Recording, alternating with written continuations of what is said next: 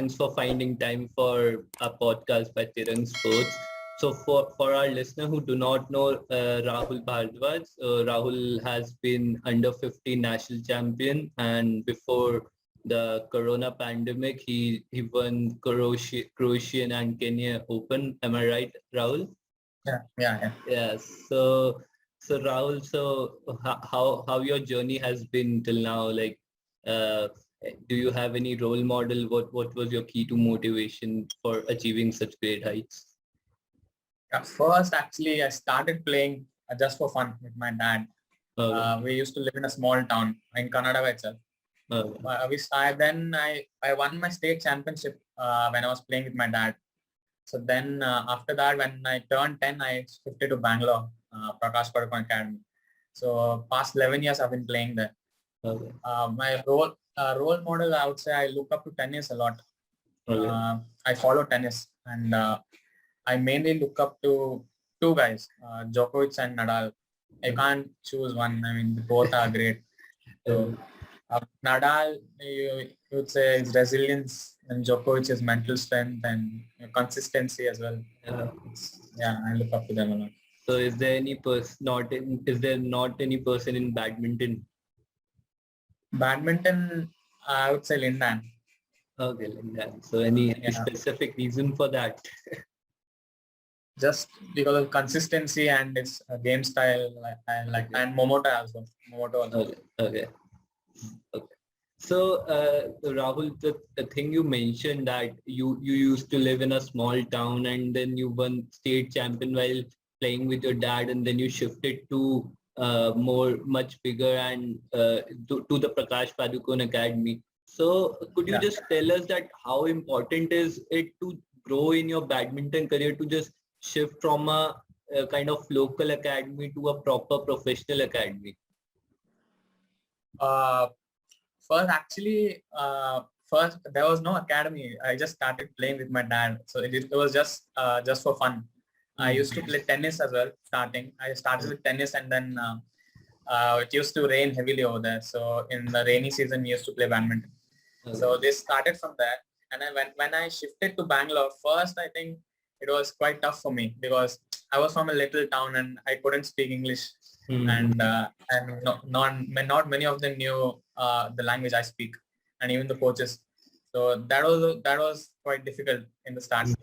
But then once you get used to the training and the training methods, and we were not used to play. I wasn't used to play 1 or 2, 3, 4 hours. We just used to play around 2 hours. So we had morning sessions, evening sessions, fitness sessions. We had 2, 3 sessions. So adjusting to that in the start was quite difficult. But then once you get used to it, and then once it starts helping you and it helps you grow as a player, so then you start to enjoy that. First, I think it is difficult, but as you go on and you see the improvements, then it's quite fun. So I don't like that. Okay, so how many years it has been just you are training in Prakash Padukone Academy? This is 11th year running. Okay, so is there any like specific difference between training which you did at the local center and which you are doing at this Prakash Padukone Center? Where I used to play, we didn't have much shuttles at the start. Maybe 2 shuttles or 3 shuttles. We used to finish the whole practice sessions, and we didn't know about multi-feeding and stuff. So when I came here, we had cartons of boxes this big, 3, 4 boxes, and we used to do multi for hours and hours. So that is there, and also we didn't know proper technique or proper footwork, and I learned all that after coming here. Before that, I used to watch videos and try to learn stuff, and we didn't have internet also at that time. So whatever you got on TV, you just learn from that, and it was quite difficult training from there. But once I shifted here, I could look up to some senior players, and it helped me learn better because there I didn't have any idea of anything. We just hit the shuttle and then move around. So that was the idea I had. And then after I came here, I had someone to look up to, and the coaches used to help me if I did something wrong. Because my dad didn't know much of technique, or was not he's not a professional coach. So that helped me when I came to Bangalore. And Okay, then so I could see the difference.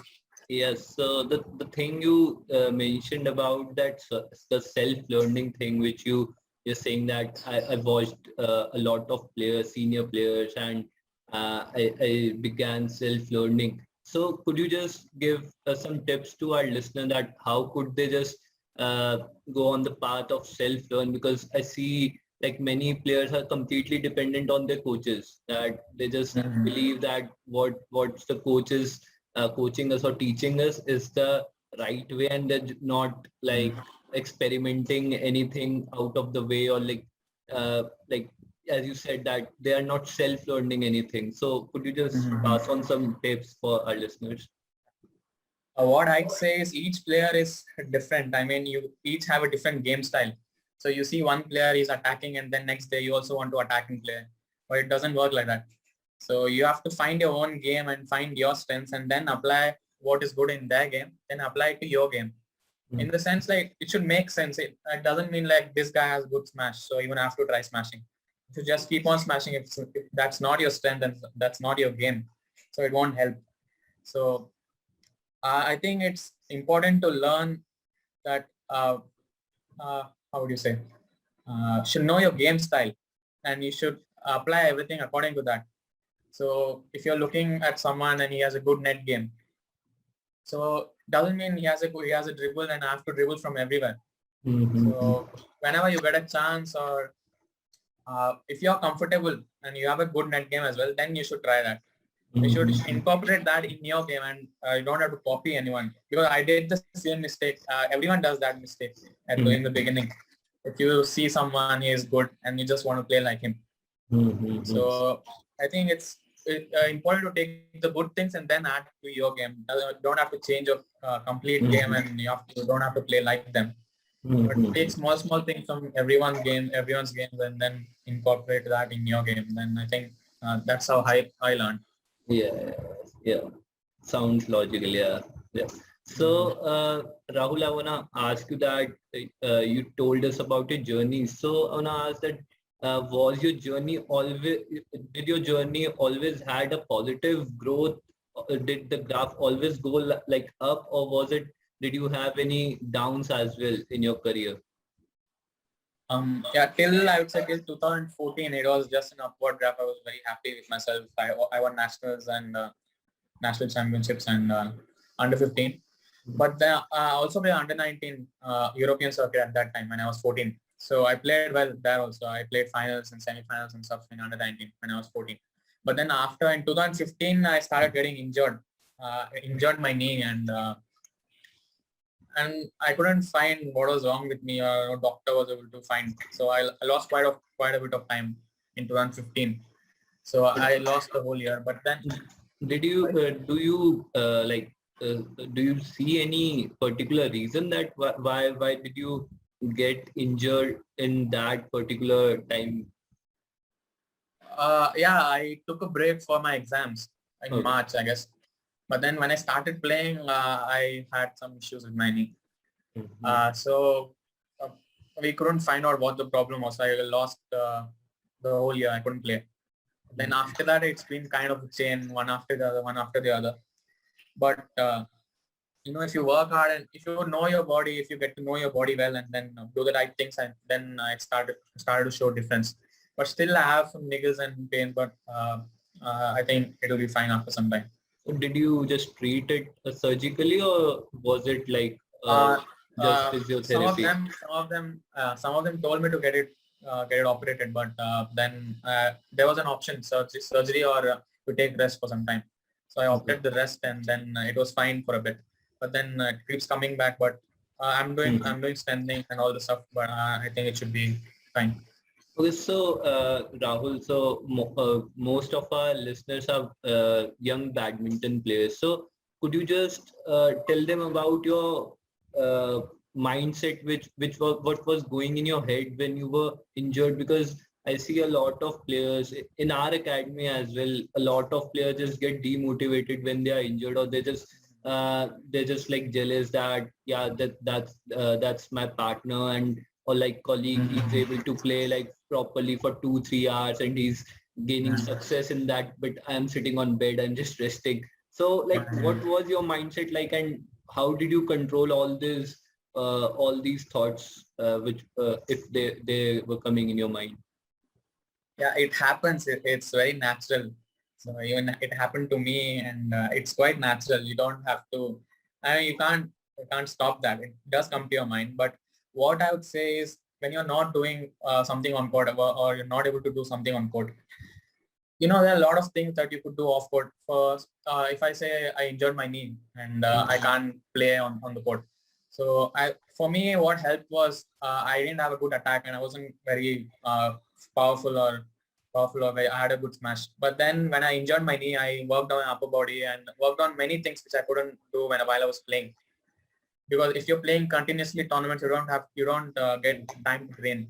So I improved my upper body, I improved my strength and my smashes as well. And that helped. When I came back, when my knee was fine, and when I came back and started playing again, I could see the difference. So when you're injured and you can leave that part for as a rest, but then I think you should keep working on the stuff which are weak, and don't neglect any other body parts. You should strengthen all the parts, because once you get injured and you're on rest, so what I felt with my experience was all your body parts, all the muscles it gets weak if you're not doing anything. So it's important to keep yourself active and do some strengthening or anything, because once you start playing, then it shouldn't be like the other muscle got injured or other body part got injured. So you can leave that part for rest and work on the other things. Yeah, that would help and keep your mind. The thing which you said, that you were working basically on those things which you were not able to work when you were playing regularly. So to add to this, we were in a conversation with Max Christophersen. He's a Danish player.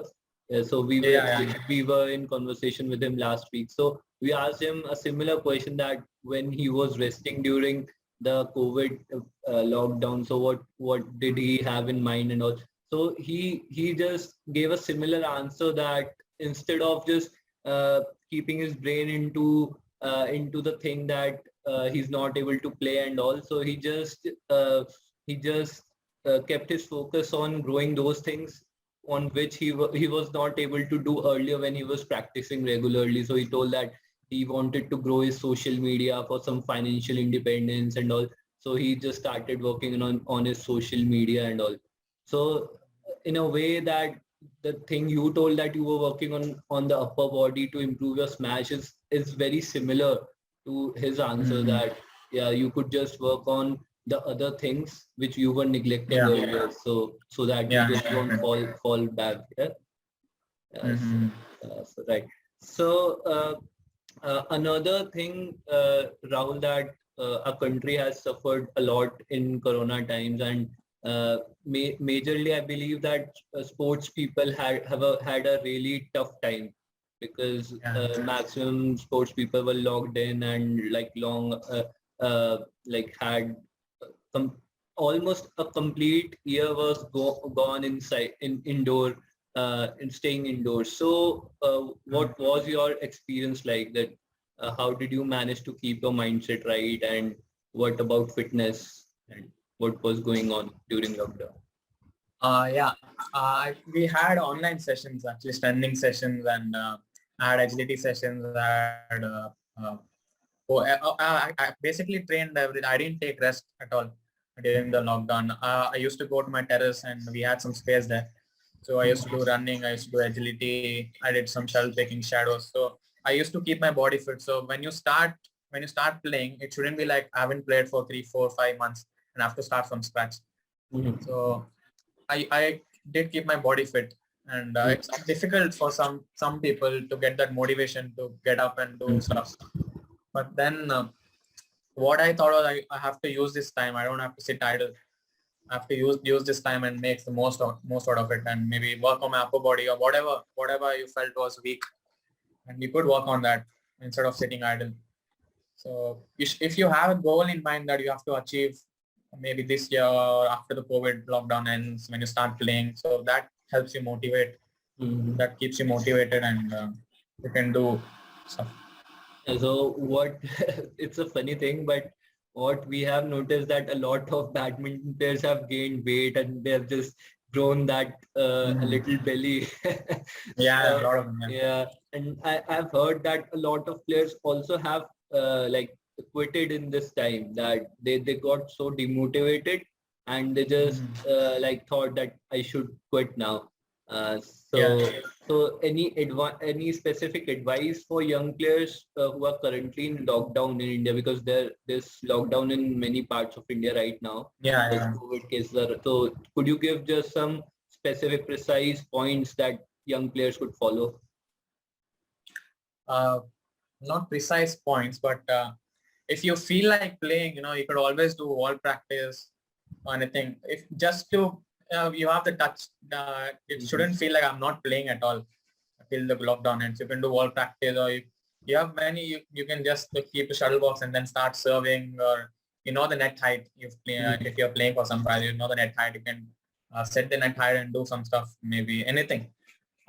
Main thing is, if you what I felt was, if you keep sleeping on the bed the whole time, you don't feel like getting up and doing anything.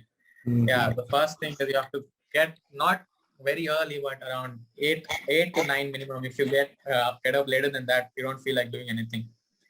So if you get up at around 8 to 9, and if you want to do something because you don't have anything else to do, so you can always play, you can always do all practice, you can do service practice, or you can do some agility or anything.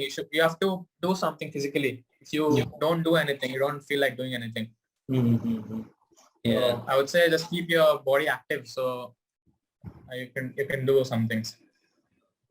Okay, so Rahul, moving on, that you told us that it's your 11th year in Prakash Padukone Academy, and you had a fair share of your participation in Indian badminton tournaments and also abroad, like international tournaments.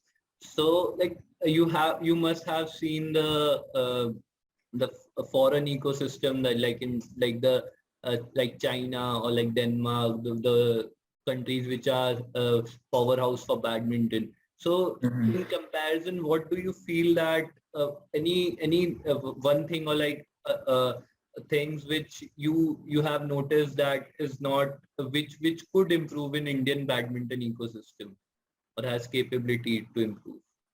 Yeah, I think now India is also, I would say, not India is also quite good in badminton. Yeah. Not exactly a powerhouse, but it's not that bad. I think it's good. Yeah. So what is the question again? I forgot. I just want, like, if you could just what we can improve. Yeah. what we in the ecosystem.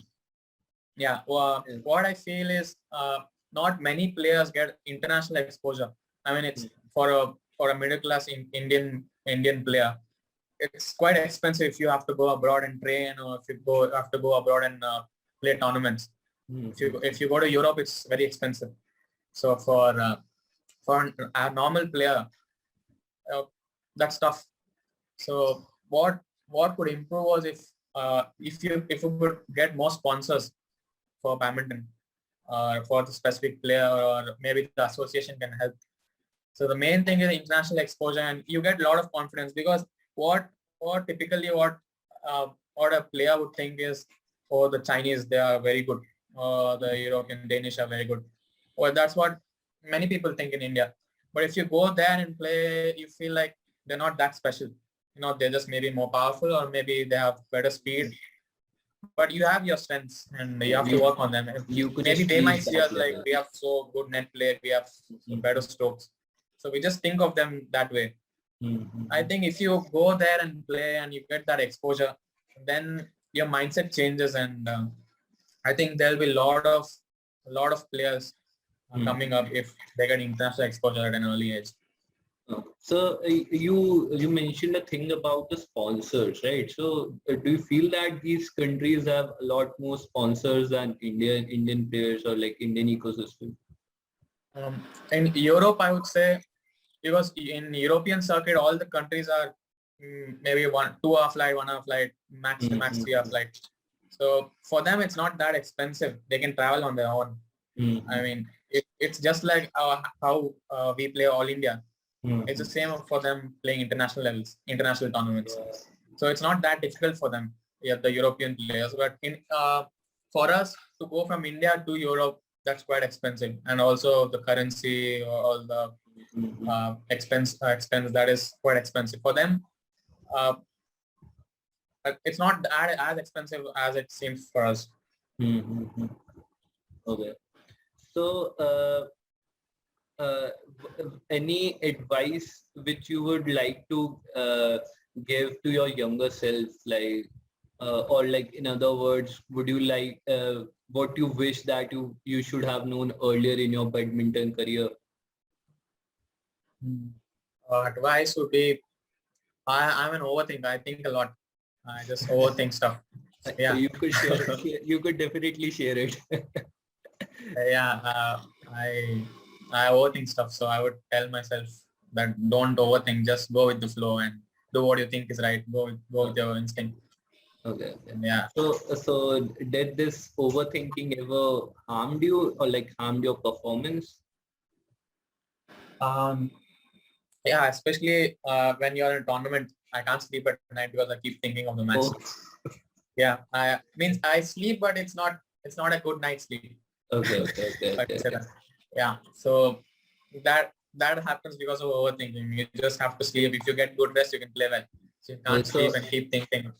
So are you doing anything to improve this condition that way you're not just able to sleep a night before your important match? Yeah, I try to have a good bath and then keep my mobile aside for some time and then try to sleep. If you keep your mobile in your hand, then you can't. So yeah, I keep it away. Minimal use and Okay, especially at night.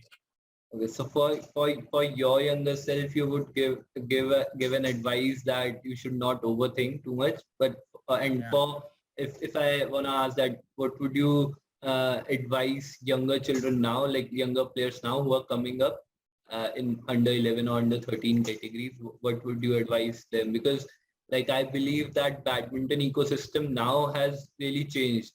That yes. so many online platforms for coaching and like so much help coming on, so much academies emerging that the ecosystem is completely different. So what advice would you give to the younger players who could be future talents?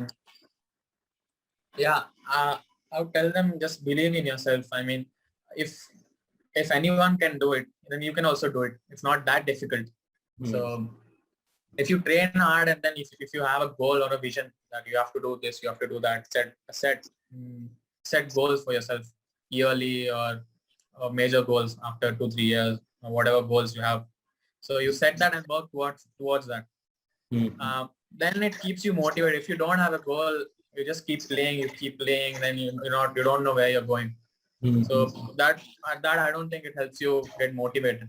So if you have a goal and then then you have to keep working towards it till you achieve it. So you set goals for yourself. So once you reach that, then you set another goal. So you keep trying to reach that. Okay, so that helps. Could you just give more clarity on the goal thing, that how could young players set goals, or anyone like any player could set goals? What are your personal goals for this year or next year? Like how could one set it? If you're playing under 13 or junior sub juniors, then you can set your goals as if you're playing state level and you're close to winning a state but you're not able to.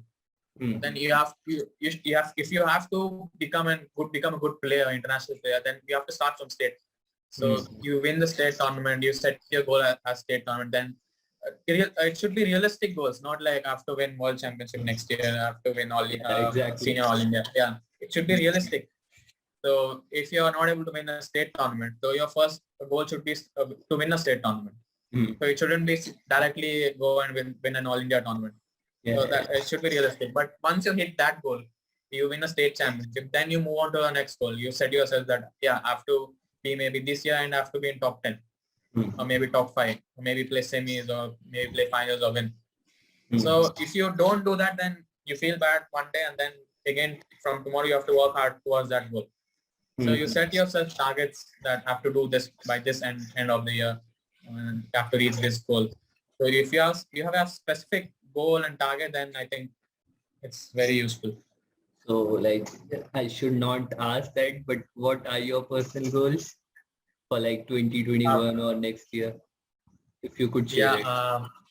Yeah. In 2019, I close to 100 top 100. I was my first year playing seniors.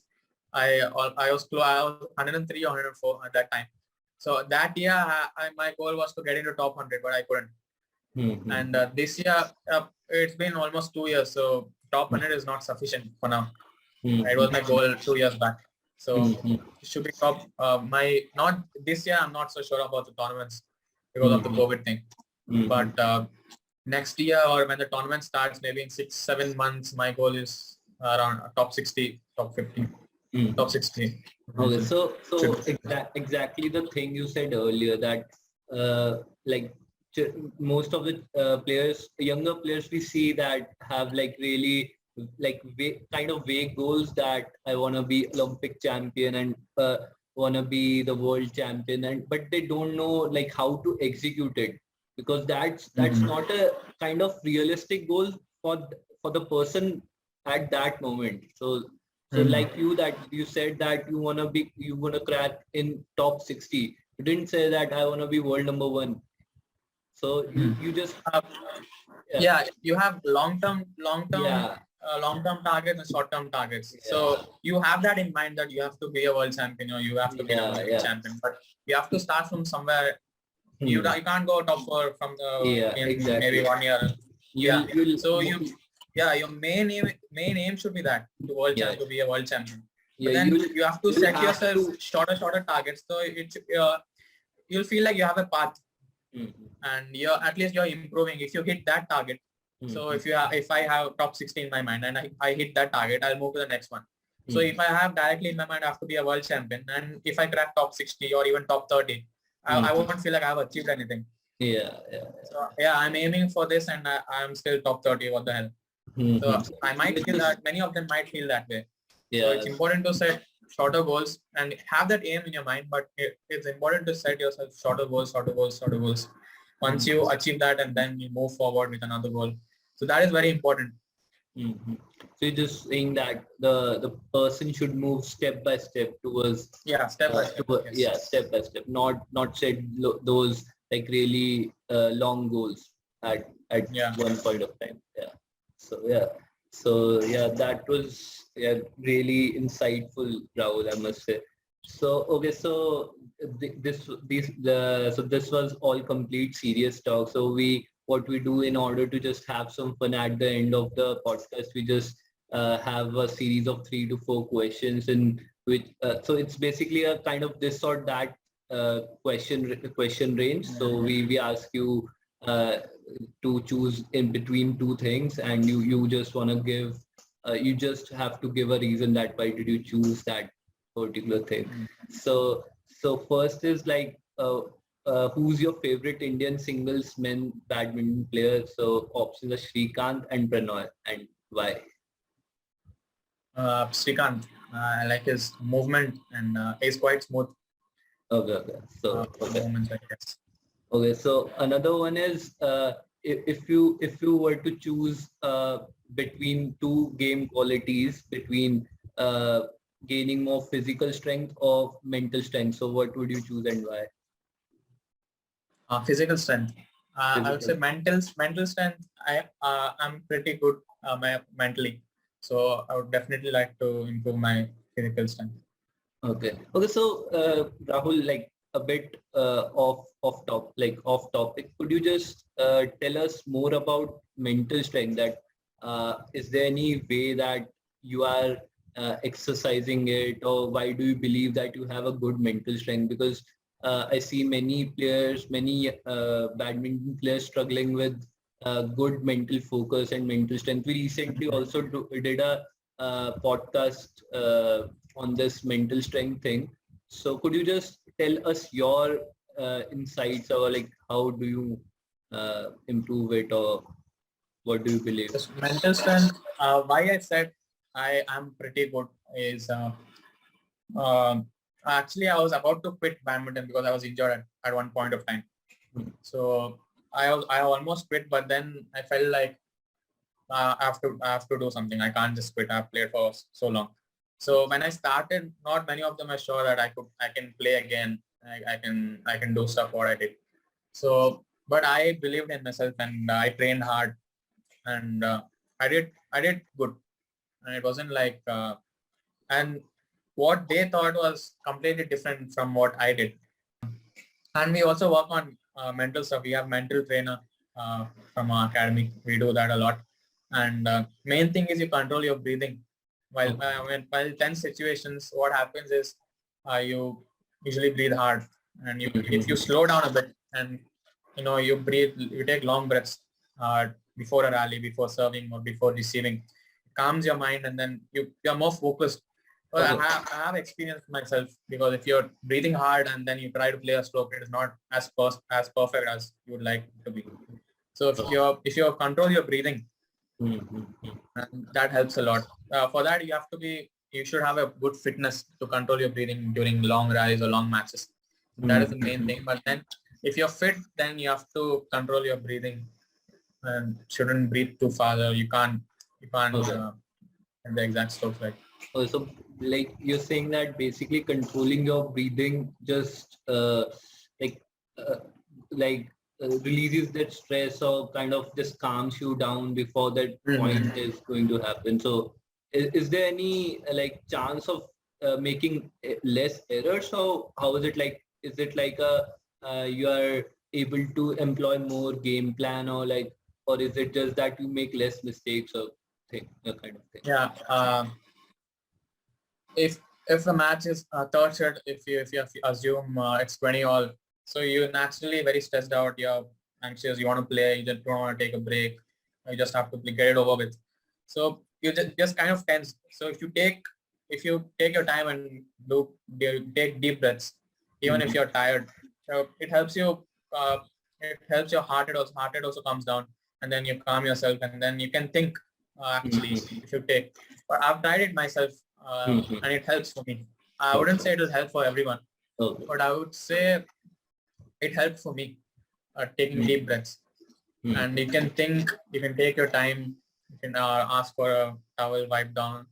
But I think breathing helps a lot. Okay. Yeah, thanks for that tip, Rahul. Like, I'll like even if it doesn't work, I'll just suggest young players to just try it and go through it once. If it helps, they should definitely like use it in their games as well. So another like last question of that series, we could just come back, and it's like there's a recent debate is going on about the scoring system, right? So the 21 3 sets and 11.5 sets. So if you were to choose which scoring system is your favorite and why? Interesting. Actually, I have played the 11 points best of 5. I know. That was in 2014. I told you I was under 15. I played some under 19 tournaments. Actually, they were trying this at that time also. So we had some tournaments. I played 2 tournaments, 11 points best of 5 matches, and it's quite scary actually. So yeah, if you lose a point, maybe 2 points, or if you don't get a good start, then I would say the game is gone. It's very difficult to come back. You have to get a good start, and if you make simple mistakes, so in 21 points, it's not that a big deal. But in 11 points, even one mistake, even 1 point, it seems like 3-4 points. So it's quite scary. But if you get used to it, then it is good. If you keep playing 11 points best of 5 and then suddenly you try to play 21 points, then you feel a lot more easier. Because I played there and came back, I played in All India. I felt I was very confident and my mistakes came down, and my level of playing improved a lot. But I would prefer 21. 11 is quite scary. I would prefer 21. Best of 3. Okay, so one thing which BWF is really pitching on to players about this 11.5 sets is that they're pitching that so it'll just improve the careers of badminton players. Like it'll make players injury free for a long time because it's a shorter format. So and it'll also it would be also good for commercial purpose for like TV viewing and in the stadium. So they're saying that like in long term, if we see that it will improve the commercials of badminton, and it also improve the lives of badminton players in terms of getting more sponsors for ads and like more money in tournaments. So do you believe in this pitch which BWF is pitching to athletes? I'm not sure, but before we had 15 points and the rule was completely different. So then maybe when they were changing that system to 21, maybe they had the same issues with the players and with everyone. So maybe it should be okay, or it's their call actually. But if they, because from 15 to 21, it was a drastic change because the rules also changed. So maybe they had the same trouble at that time, and then we are having the same trouble right now. Do you believe that it will reduce some injuries to players? Like you had not injuries. I would say now in 21 points, fitness has a major role in playing badminton. If it's 11 points best of 5, I don't think fitness would be that of an issue. Even if you're not fit, maybe you can just finish it in 3. If you can go all out in first 3 sets, 4 sets, then you can finish it off. So if it's 21, then you have to play the whole thing. So 11, I would say fitness. They won't prioritize fitness as much as they do now. So 11 points. You have to be faster. You have to be quicker, and you have to try. The game changes at that time. So end of the day, you will choose 21 to 3 sets. I would prefer 21. But you like 11 points to 5 sets. Maybe 51-49. Okay, fair enough. Okay, so Rahul, that was a really good podcast. I must say that you were really candid and you gave some like good answers. And that was really insightful. I'm sure that the listeners who would listen to this will surely gain something out of it, and they'll surely learn more about those important things you mentioned about the breathing and like all of the stuff you mentioned earlier about mindset and all.